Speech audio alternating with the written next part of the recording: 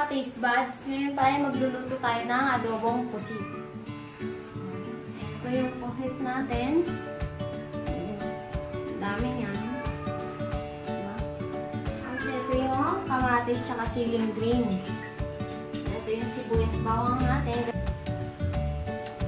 Ito pala yung suka tsaka toyo na gagamitin natin. Nandito din yung magic sarap. Tapos yung paminta. So, maglalagay na tayo ng mantika.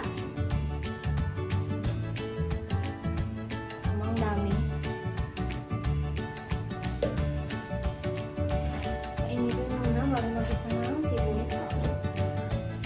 So, magigisa na tayo ng sibuyas. Sinayin natin yung sibuyas.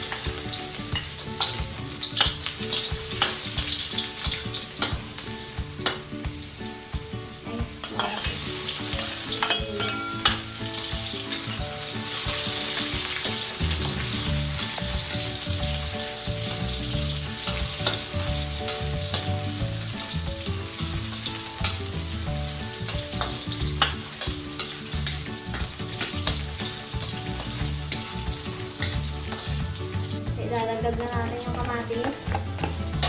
Sabisa hanggang lumabas yung aroma.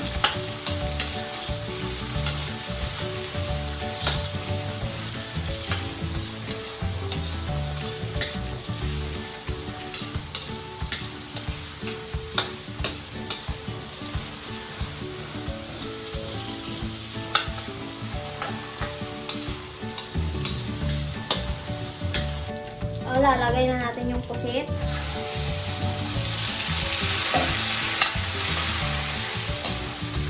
Huwag muna maglagay ng tubig kasi nagtutubig ito.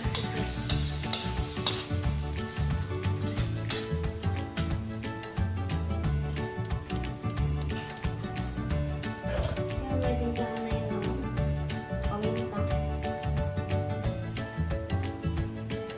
Tsaka ilalagay na rin natin yung siling green.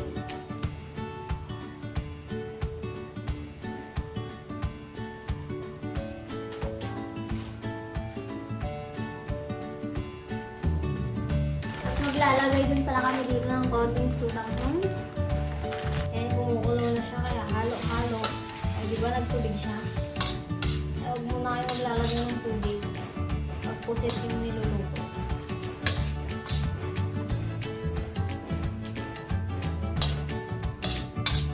Ito dahil nagtubig na siya ng todo, maglalagay na tayo ng kaunting suka. Ay toyo. Toyo kami.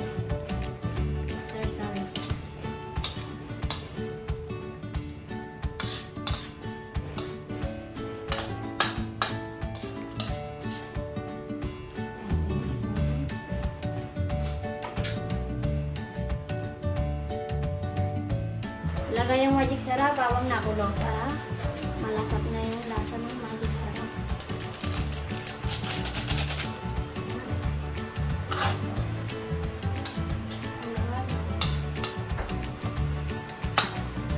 Tapos, pakulo ulit. So, lalagay na natin yung salanguan kasi paluto na rin.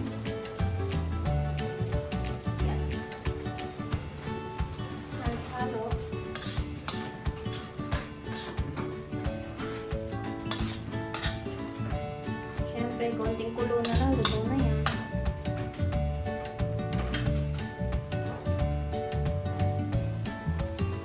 So, lalagay na tayo ng suka. Kasi paluto na.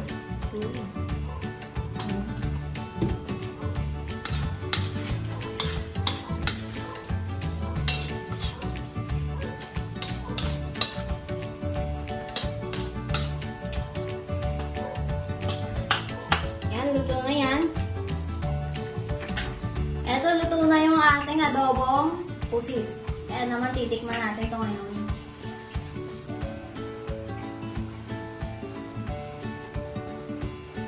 Sarap. Ang sarap.